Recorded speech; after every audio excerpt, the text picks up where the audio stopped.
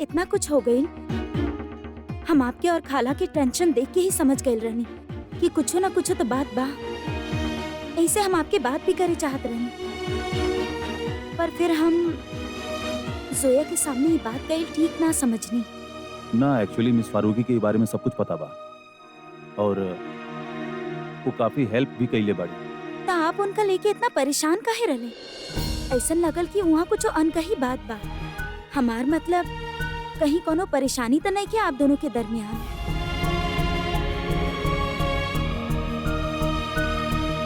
वो एक्चुअली में थोड़ा अपसेट बनी। उनका भी लगा था कि मिस्टर राशिद अहमद खान बेगुनाह बाड़ा और उनका वजह से, उनके सपोर्ट की वजह से अम्मी के सच दिखाई ना देता। और अगर वो सही साबित हो गई ता? अगर वो बेगुनाह भइले ता? बेगुनाह नहीं के बाड़े तनु। जब तक अदालत उनका के गुनहगार साबित ना कर देली तब तक वो बेगुनाह बाड़े। और वो गुड़िया जिकर आप बात करत रहले, अगर वो गुड़िया से वो बेगुनाह साबित होखत आड़ी तो आप वो गुड़िया ढूंढत काहे नहीं की? काहे कि वो गुड़िया के कोनो अता पता नहीं थे, वो खो चुकल बा।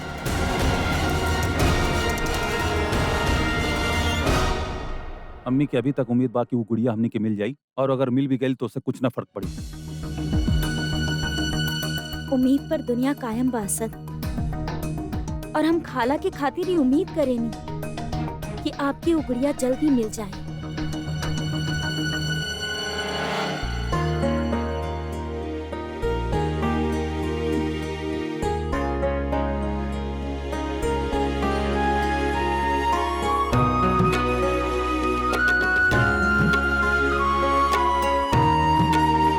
सब कुछ ठीक हो जाए, डोंट वरी।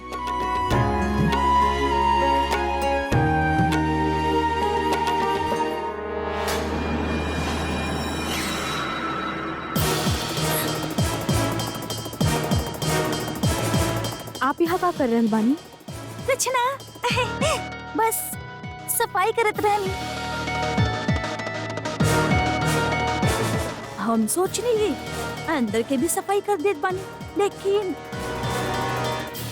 सब शायद बिजी बानी।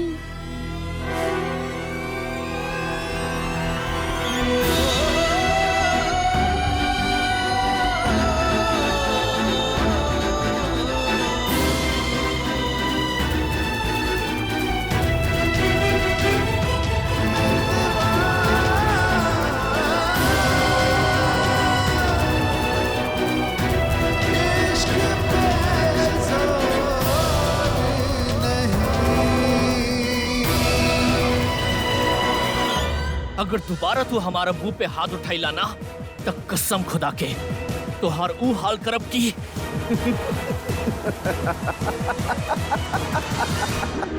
बेटा तोर गुस्सा बादल बा कि तोर दिल से उठेला और तोर दिल पे ही बरस जाला।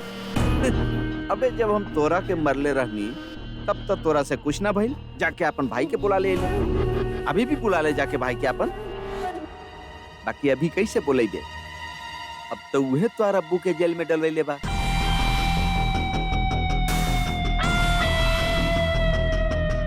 अगर अभी हम तोर अब्बू पर 3rd डिग्री भी चार्ज कर दी ना तो ओकरा कोनो फर्क ना पड़ी। तू ऐसा कुछ ना कर सकेला फिरोज, ई गैर कानूनी बा। देख बेटा, बार बार कानून तक तू मत सिखाओ हमरा के यार। काहे कि बिना बदन पर निशान आइले भी पिटाई कैसे कइल जाला ई हम बखूबी जाने। तू का सोच ले फिरोज, ये सब करके तू बच जाई बा। देख खान बेटा, हम सोचे नहीं ना, हम तो कर डाले नहीं। सोचा तो तू लोग बाड़ा करेला कुछ भी ना। अबे कुछ करत होते तो तोर अब्बू अब तक जेल में पड़ल रहते का? दुनिया के कोनो भी रईस केहू भी 6 घंटे से ज्यादा जेल में ना रहेला। लेकिन तोर अब्बू अबे 6 दिन से जेल में सड़ रहल बाड़े। कोनो पूछ हो रहल बा, केहू निकाल रहल बा उनका के? सब बात छोड़, ध्यान से सुन। 2 दिन बा तोरा पास, 2 दिन जौन करे के बा कर ले, ये भी करे के बा।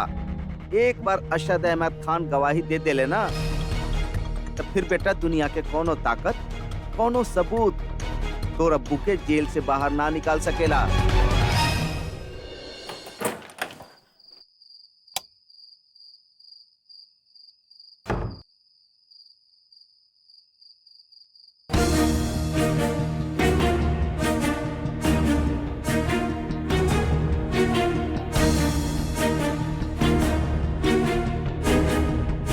अब्बू के 2 दिन और जेल में रह के पड़े भाई। जानत बानी, अगर आज हम समय पर कोर्ट पहुंच गए रहती तो उनके सजा आज ही मिल जाई।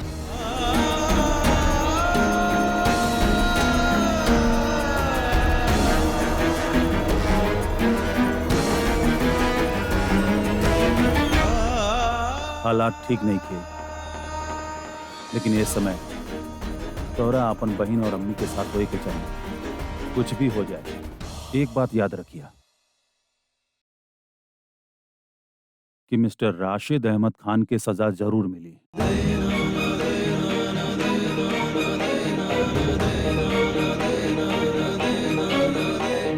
हम ये बारे में बात कर चुकल बानी।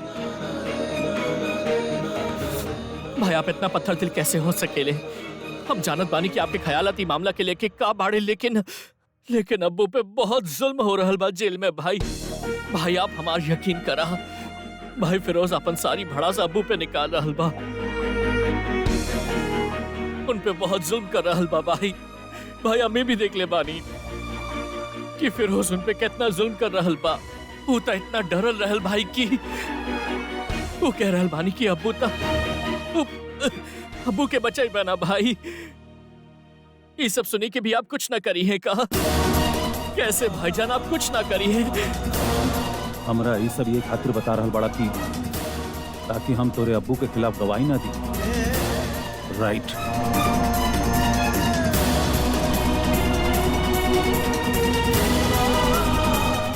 आप उनसे इतनी नफरत कैसे कर सकेले भाई? वह करतानी जो सही बा।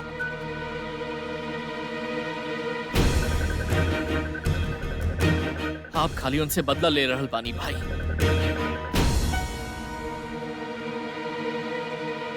हम क्या आपसे कोनो बात ना करे के बा।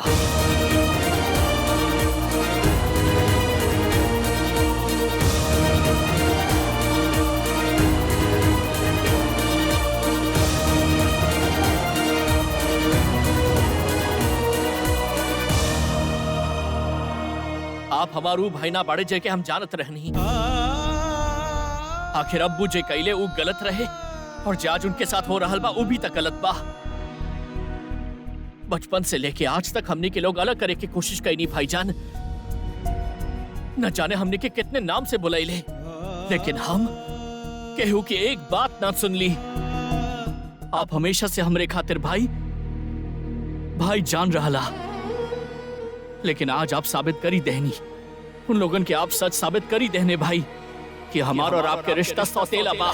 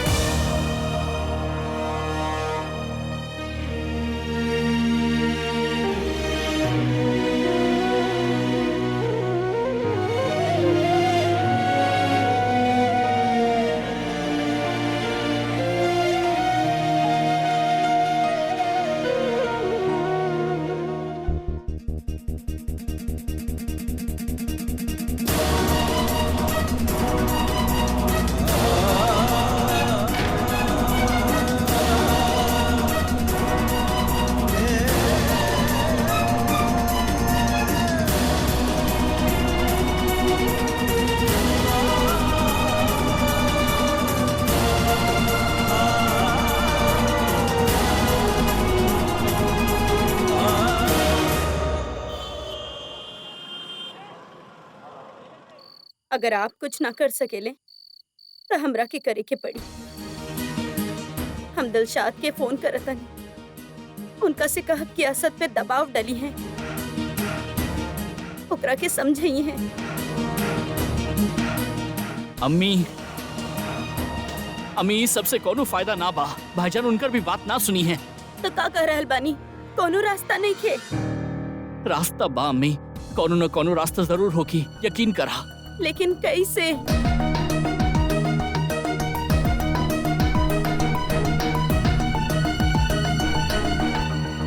सबूत?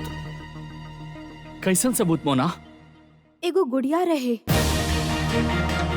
अगर वो गुड़िया ना खोवत ना तो आपके अब्बू के बच्चे के कोनो उम्मीद भी रहे। काहे कि पुप्पी के ऐसन लागत बा कि गुड़िया में कुछ तो ऐसन बा जो आपके अब्बू के बेगुनाह साबित कर सकेला। अगर वो गुड़िया हमके मिल जाए ना रॉबर्ट, तो आपके अब्बू के बच्चे के अब भी उम्मीद बा। सबूत बा? अम्मी सबूत बा हमनी के पास। कहाँ बा वो सबूत? अम्मी वो सबूत तक गुम हो गईल बा, लेकिन बहुत जल्द वो मिल जाई। वो घरे में भी ओके ढूंढने की कोशिश कर रहल बाड़े। कौनो सबूत जे कौनो गुड़िया के अंदर बा।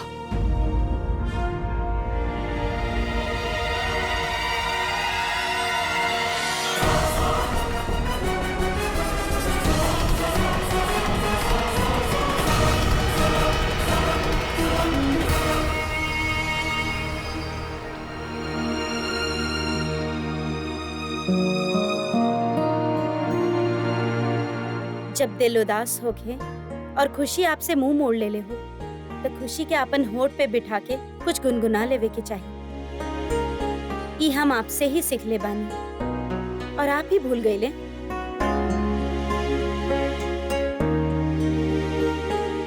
जामी प्लीज।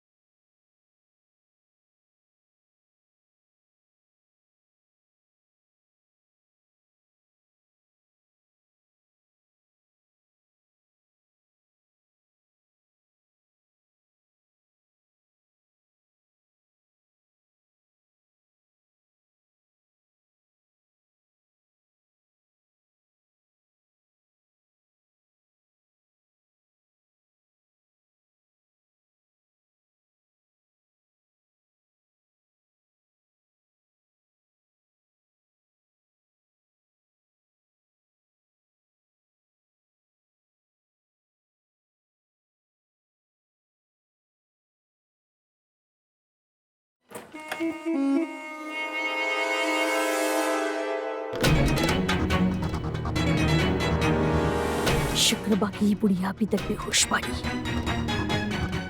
लेकिन जब ये होश में आई तो पता ना सबके काका बोली।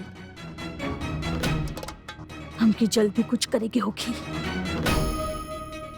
हेलो, हाँ 1 मिनट,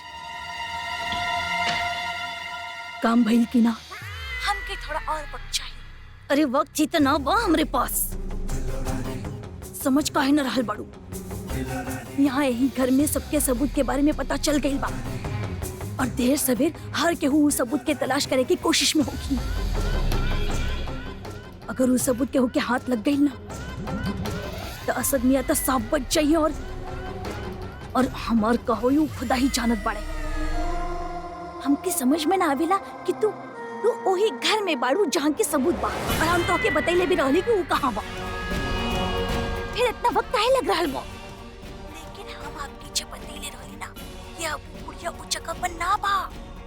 हमके कुछ ना पता, हमके कुछ ना पता।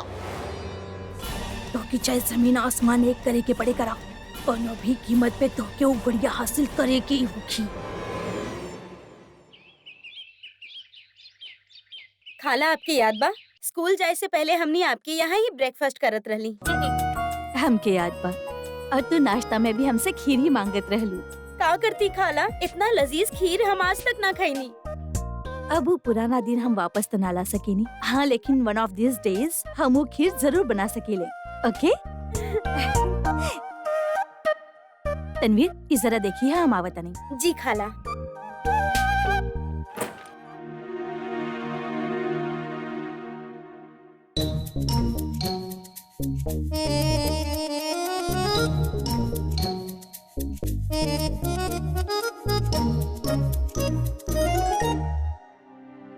Good morning. Good morning.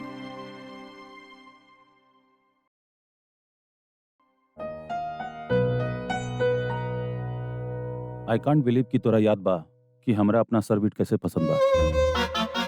बिल्कुल, आप हमेशा से इतना पर्टिकुलर जे बानी अपन हर चीज के लेके।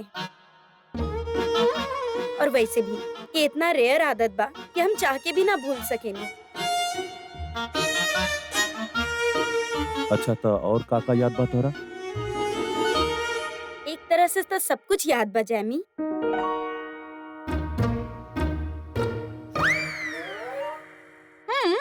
वैसे तनवीर, जैमी जब आना वो राहुल द्रविड़ के भी निकनेम बा। पता बा काहे? वो बचपन में बहुत जैम खात रहले। सोचा कितना क्यूट लागत हो कि ना राहुल द्रविड़ जैम खात ना। लेकिन असद से ज्यादा ना। आपके पता बा, असद तो हर चीज के साथ जैम खात रहले, चाहे रोटी, ब्रेड, पराठा या फिर बिस्किट। कभी कभी तो ऐसा ही, तबे तो हम इनका के जैमी बुलावत रहली। लेकिन अभी फिलहाल ही टेबल पर जैम ना दिख रहल। ऐसन कैसे? वो भाईजान हेल्थ रीजन की वजह से जैम खाइल छोड़ देनी। अब उनकर लाइफ में जैम के जिम रिप्लेस कर देले बा। रियली? आपके तो ओकर इतना आदत रहे कि हमरा लागत रहे आप ओकरा कबो छोड़ ही ना पाई। आई बिलीव इन रूल्स देम। अगर इंसान कोशिश करे तो कोनो भी आदत छोड़ सकेला, स्पेशली जे जो ओकरा बहुत पसंद हो। लेकिन वो जानता कि ओकरे लिए वो सही नहीं थे। तनु, तू कुछ खात काहे ना बाड़ू? बस बस। ला ना।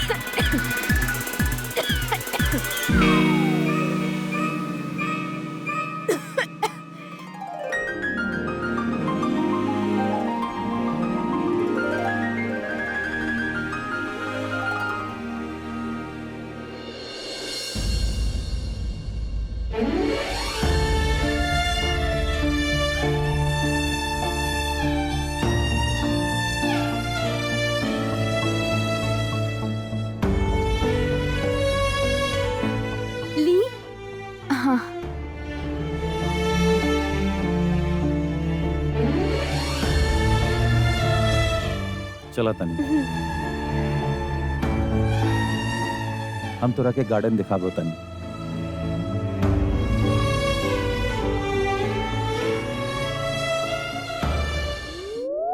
तू अभी भी वही छोटा वाला डायरी में शायरी लिखेलू? जब भी तू कुछ खूबसूरत शेर सुनत रहलू तो ओकरा के अपने डायरी में लिखत रहलू। हाँ, सब आपकी वजह से।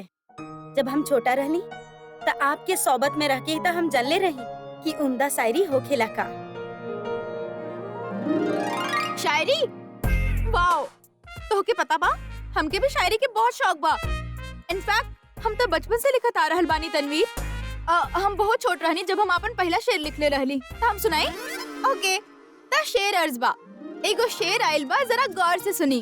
एगो शेर आइल बा, जरा गौर से सुनी। हमके ना आवेला केहू और से सुनी। शुक्रिया शुक्रिया शुक्रिया। मिस फारूकी,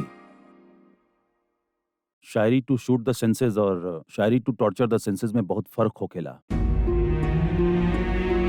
हम सीरियस पोइट्री की बात करत हनी, जो लिखल तक शायद आप समझ भी ना पाइबू।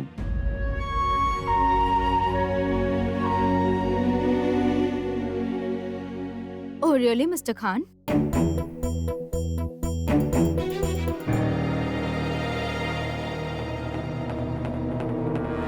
का भाई?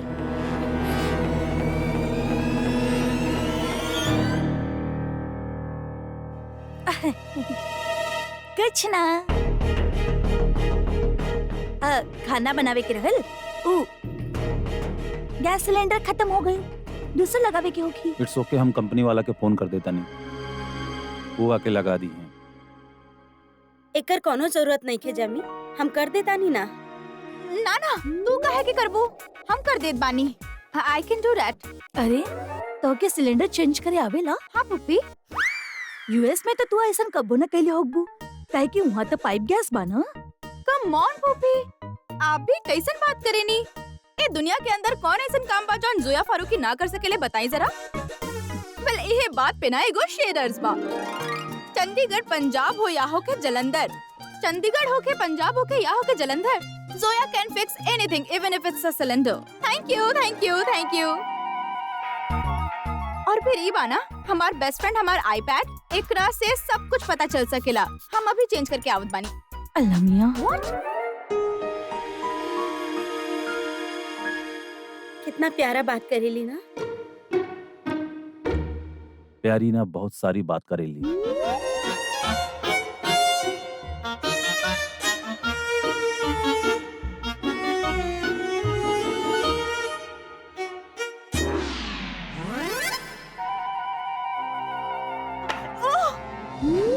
This must be Miss Farooqui.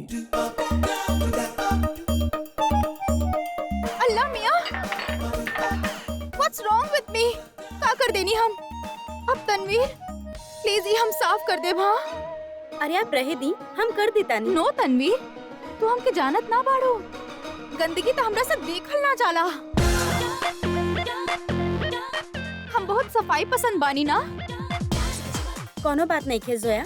वैसे भी जैमी के साथ इतना टाइम जे स्पेंड केले बानी कि हम भी आर्ट ऑफ परफेक्शन और क्लीनिनेस सीख केले बानी।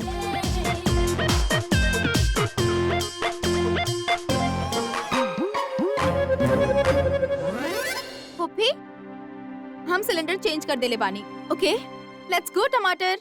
आप दोनों साथ जा रहल बानी? हाँ, शायद होके पता नहीं के तनवीर, हम और नजमा बेस्ट फ्रेंड्स बानी। हमने कहीं भी जाएनी, एक साथ जाएनी। का टमाटर?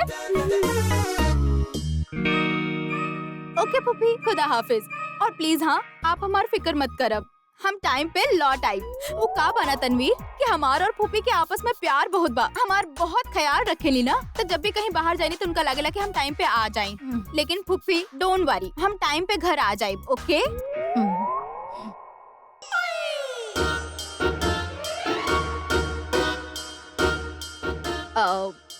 By by.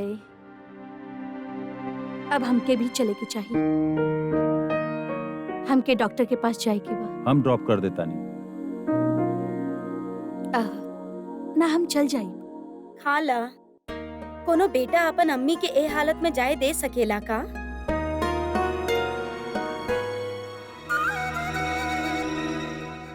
जैमी, आप जाइए खाला के साथ। तो यू विल बी ओके? हाँ हाँ, हमरा के भी इनफैक्ट एगो क्लाइंट से मिले के बा, अपन डिजाइन्स दिखावे खातिर। एक काम करत तानी, हम भी आप लोग के साथ ही निकलत तानी। Good, I will drop you. Come. हम अपन बैग लेके आवत तानी।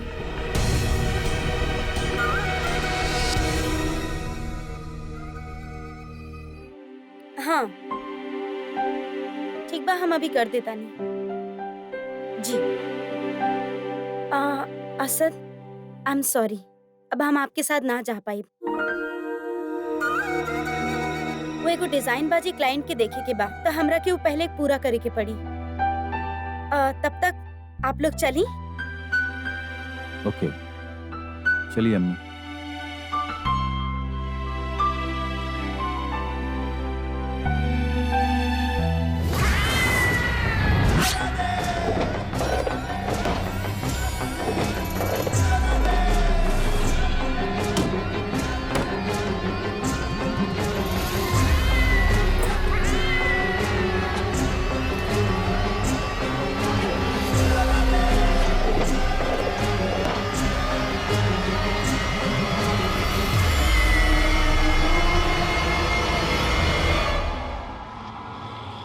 तू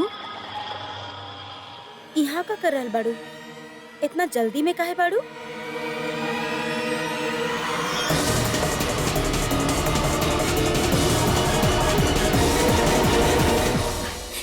जी जल्दी में ना तो ओ हम आपके देख ले नहीं थी ना, एक खातिर टकरा गई नहीं। हमके किचन में थोड़ा काम बा, हम चलत बनी।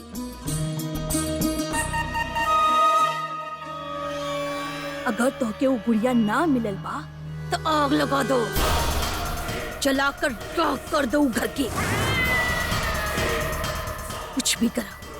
कुछ भी करो, तबाह कर दो घर के। हाँ, हम वो गुड़िया के केहू के हाथ ना लगे दे सकेंगे, समझ लो ना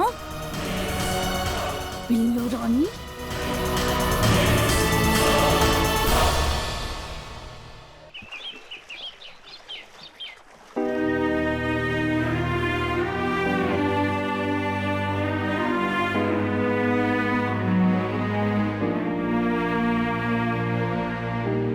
आयान, हम जानत पानी कि कल तू बहुत गुस्सा में रहा, और कल जोन भी तू हमरा से कहला वो सिर्फ अल्फाज रहल और कुछ ना। और हम इहो जानत पानी कि जो भी तू हमरा से कहला ओकरा कहे में तोरा कितना तकलीफ भइल। हम समझ रहल बानी कि तू हमरा के जो कहला वो काहे कहला। तू कहला कि जो भी हमनी के सौतेला के हैं वो सब सही बाड़े, लेकिन हमरा सिर्फ एक ही बात पे यकीन बा कि हमनी के रिश्ता दुनिया के सब सगा भाई से बढ़ के बा। चाहे कुछ हो जाए आयान, तू हमेशा हमार छोट भाई ही रह। आप हमके सिर्फ इतना बतावा का आप अब्बू के खिलाफ गवाही दे ही हैं? आयान, अब तू सिर्फ जिद कर रहल बड़ा और कुछ ना। हम आपसे आखिरी बार पूछ रहल बानी का आप अब्बू के खिलाफ गवाही दे ही हैं? हम भी तोरा आखिरी बार कह रहल बानी कि वो सिर्फ तोहार अब्बू बाड़े, हमार ना, और हम उनके खिलाफ गवाही जरूर देहब। तब फिर ठीक बा। बचपन से हम यही सोचता आयल रहे कि हमार हर लड़ाई हमार अकेले के ना बा, आपके भी बा। सारी दुनिया एक तरफ और हमनी एक तरफ, लेकिन आज आप समझाई देला कि हम और आप हमनी ना रहली। आज के बाद हम आपसे कभी भी कोनो मदद मांगे ना आई बा, कभी भी ना।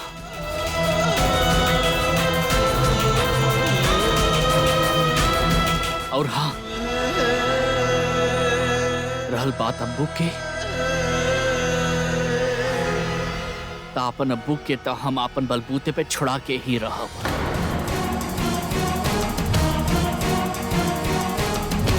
ये हमारा आपसे वादा बा। तो फिर हम भी देखा था नहीं कि तू ऐसा कैसे करेला।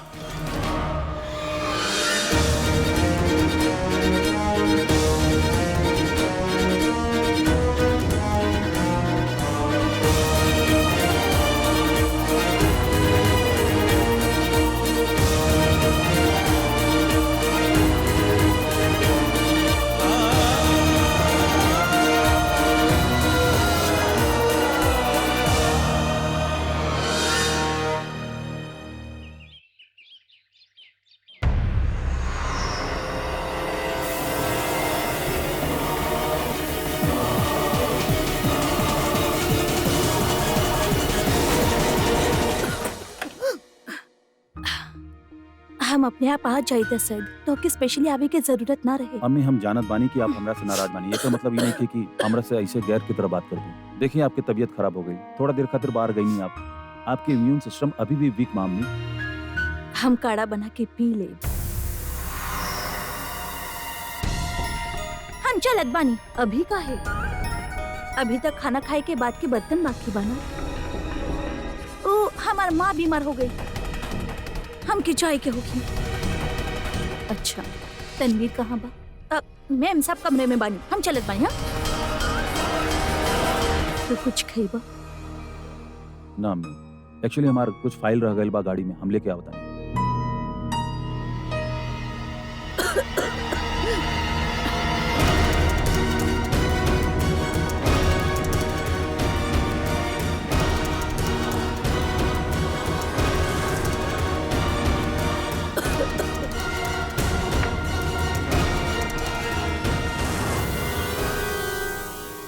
साफ साफ कहा शिरीन कि तू कहल का चाहत बाड़ू। भाईजान हमके कुछ रुपया की जरूरत बा। तब फिर हमें हमरा से गुजारिश करे के का जरूरत बा? मैनेजर से कहले होती तो ले आई, और वैसे भी घर में 40-50 हजार रुपया तो पड़ल होगी, अगर उतना काफी होके तो। हमरा के दरअसल 1 करोड़ रुपया की जरूरत बा। राशिद के आजाद करावे के खातिर आयान पता लगेले बा। अगर हम ही रुपया दे दी तो राशिद के खिलाफ जोन केस बा भाईजान वो खारिज हो सकेला। रिश्वत? तू हमके रिश्वत देवे खातिर कहत पड़ो? का तू भुला गेलो कि माशरा में हमार का दर्जा बा? तू कबो ई सोच ले बाड़ो कि अगर ये बात बाहर गई तो एकर का असर होखी हमार रुतबा पर? ना शिरीन, ई नामुमकिन बा। भाईजान केहू के पता ना चली। आयान ए बात के पूरा पूरा ख्याल राखी। अयान आज तक कोनो काम जिम्मेदारी के कैले बा कि हम ओकरा पर भरोसा करी, और वैसे भी बात बाहर आवे से ज्यादा हमार उसूल के बाद। ना भाईजान, सवाल हमार शौहर के जिंदगी के बा।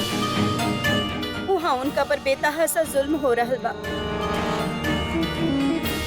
अगर कुछ और दिन वो जेल में रह गई तो अल्लाह जाने का हुई। आपन गुनाह के सजा सबके मिले के चाहिए।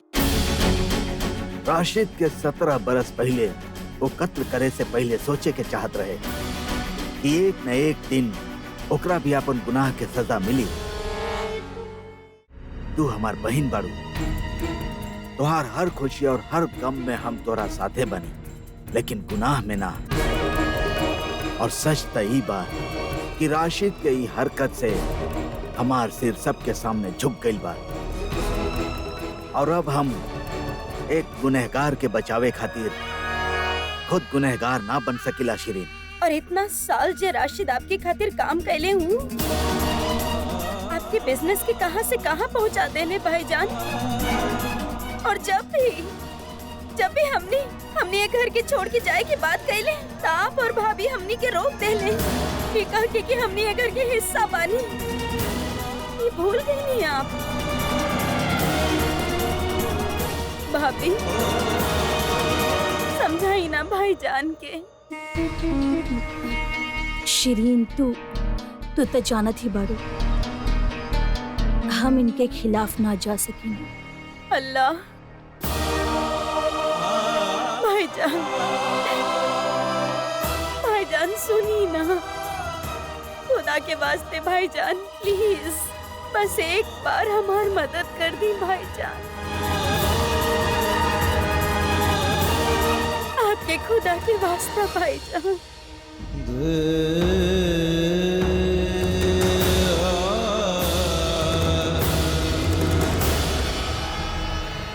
ना अम्मी,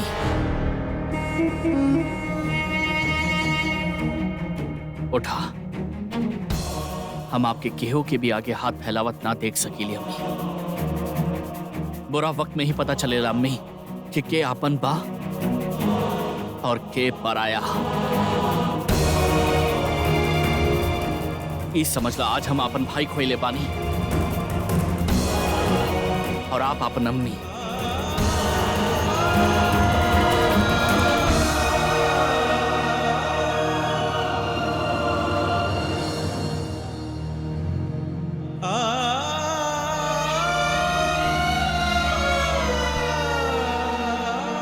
मॉफिन्स तो बहुत यम्मी रहल। यस नजमा, वेल यह बात पे एगो शेर अर्ज बा।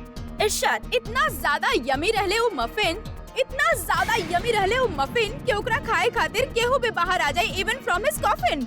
व्हाट? आई नो थोड़ा सा वियर्ड रहे। हाँ।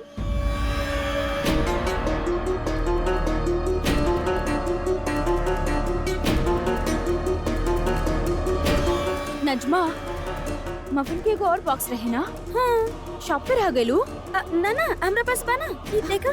या हमके लगा शॉप पे रह गई। ना ना बा।